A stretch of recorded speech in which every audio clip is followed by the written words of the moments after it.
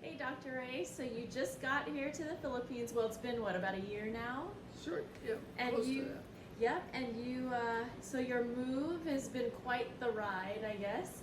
Yes, it has. So I want you to tell people, because I'm sure there's a bunch of people curious about this big move from the United States to the Philippines. And what can you say to enlighten them about, the general move? Well,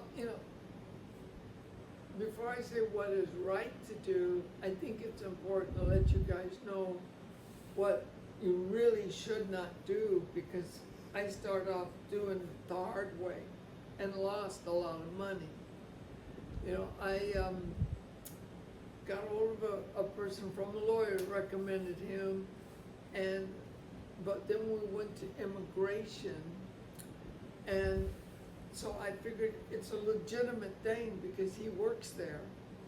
And he said, well, give me, because you have to deposit, depending on what kind of visa you're getting, an X amount into a bank. If you are a military person that's retired, you can get a military SRRB. And SRRB means a special resident, A retirement visa? yeah, retirement visa. Mhm. And so you want that, but if you don't have that, it's gonna cost you this is money you cannot spend. You gotta put 10,000 or 20 or 25,000 into a bank. Well, he's the one that come up and says, well, I'm immigration, we hold it here in our bank. So I gave him that 10,000 plus a little extra to kind of grease some wheels for some stuff. I wanted it in a hurry because I knew I had my crate coming over here, the container with all my furniture. So I paid the extra and everything. Do not do that. I'm gonna be honest, I got taken. I got taken for about $18,000. Ugh, Which, if I would have known the right thing, but the problem is if you don't know and you ask people here, they can shaft you big time. Because he's a government worker, and he was involved with it with 2 other people. And I was trusting 2 out of the 3. So I went that route, and don't do that. I have a person, and they're in Clark. So now this is the right way to do it. Yes, and the thing of it is I came across her, or actually a friend of mine, his name's June, he's the one that actually found them for me. And we went down there. You do not put money up in advance like I did. She will process it. You pay the money, the fees, like the security background checks, you will pay that, but you don't pay it way back. You paid it as you're gonna go to the place, and you pay them. She gets her money when it's all done, and most of her money is gonna come from the government that gives her money because they helped me out to get the visa. But it's really good also to give a tip. Here everybody really expects, and it's those tips that they really live more comfortably than their salary. So please be careful. I can introduce you to this person and get it all done the right way, and the price is a whole lot less. But if you go online, you will see the price of the different kinds of visa. I'm lucky. I'm a military retirement. It only cost me $1,500. But for the same visa, but not being military, I have to put in, when I said cost, that's a mistake. You have to deposit that money and like 10,000 for one of the others, and you cannot touch it, ever.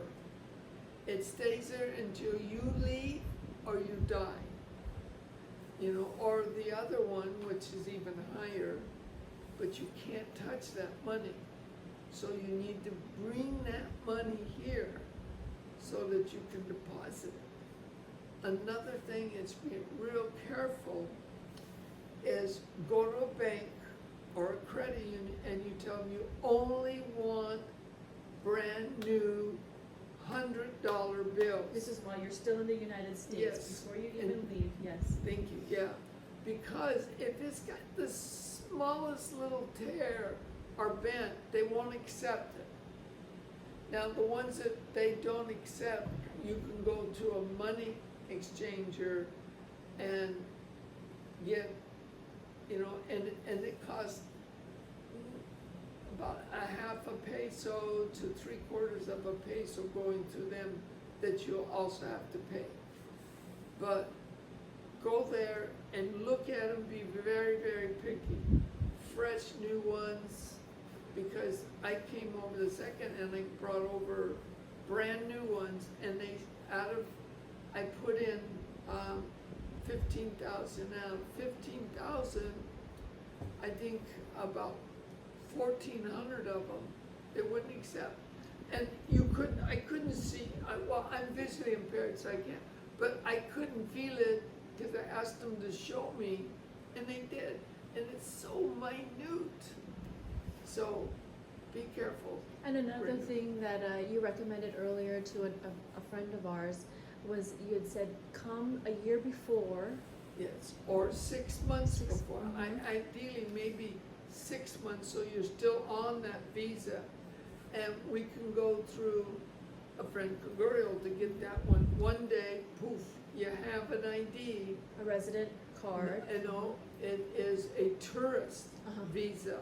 Okay. You're gonna file for the resident visa. But why that, you will end up having two visas. You'll have the one that's for a year.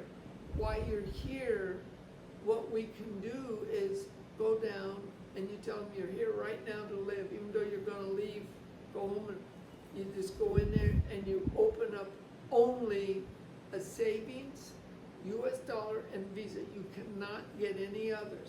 And only from certain banks, you said. Well, yeah, I was just gonna mention, Mhm.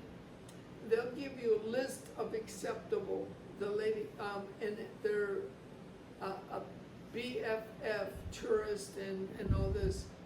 They, will help you with all this, but the cost, you have to be careful, you know. I have to pay a 2-month visa once I filed. You won't have to start that until you get here and file. But while you're here early, we'll get you an ID. That way you can start wiring money From the from the States into, and only wire US dollars to US dollars. While you're here, not only can we set up a US dollar and a peso, you get it online. in the Philippines. Yeah. While you're in the Philippines, set up Yes. your Philippines account. And then day after day, you can go on your computer or your phone and find out what the exchange rate is. When it's high, like right now, it's 59.1 or 2. And that is a great price. Even in the upper 58s is a great price. So you want to extend. I'm going to take a break for a minute and then get right back with you on the next step.